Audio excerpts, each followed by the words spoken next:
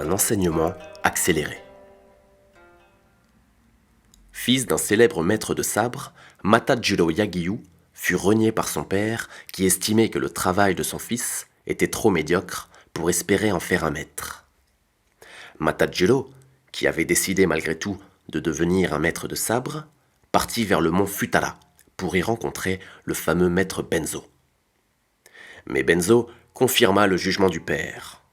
« Tu ne peux pas remplir les conditions. » « Mais si je travaille très dur, combien d'années cela me prendra-t-il pour devenir un maître ?» insista le jeune homme. « Le reste de ta vie, » répondit Benzo. « Je ne peux pas attendre si longtemps. Je suis prêt à endurer n'importe quoi pour suivre votre enseignement. Si je deviens votre serviteur dévoué, combien de temps cela peut-il prendre ? » « Oh, peut-être 10 ans. Mais vous savez, mon père se fait vieux, et il me faudra bientôt prendre soin de lui. Si je travaille plus intensément, il me faut compter combien d'années ? Oh, peut-être 30 ans. Mais qu'est-ce que ça veut dire ? D'abord 10, maintenant 30.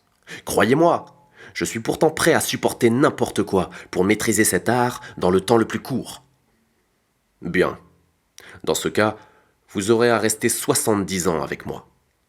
Un homme aussi pressé que vous d'obtenir des résultats n'apprend guère rapidement, expliqua Benzo. Très bien, déclara Matajiro, comprenant enfin qu'il était blâmé par son impatience. J'accepte d'être votre serviteur. Il fut alors demandé à Matajiro de ne plus parler d'escrime ni de toucher à un sabre. Il servit le maître, lui prépara ses repas, lui fit son ménage, s'occupa du jardin, tout cela sans un mot au sujet de l'art du sabre. Il n'était même pas autorisé à regarder les autres élèves s'entraîner. 3 années passèrent.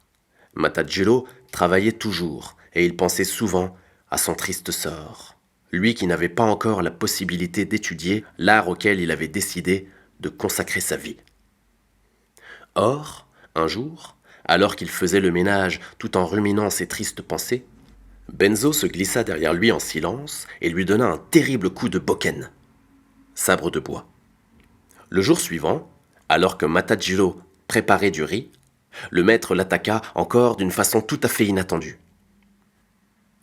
À compter de ce jour, Matajiro dut se défendre jour et nuit contre les attaques surprises de Benzo. À chaque instant, il devait être sur ses gardes, pleinement éveillé pour ne pas tâter du sabre du maître. Il apprit si rapidement que sa concentration, sa rapidité et une sorte de 6e sens lui permirent très tôt d'éviter les attaques de Benzo. Un jour, peut-être moins de 10 ans après son arrivée, le maître lui annonça qu'il n'avait plus rien à lui apprendre.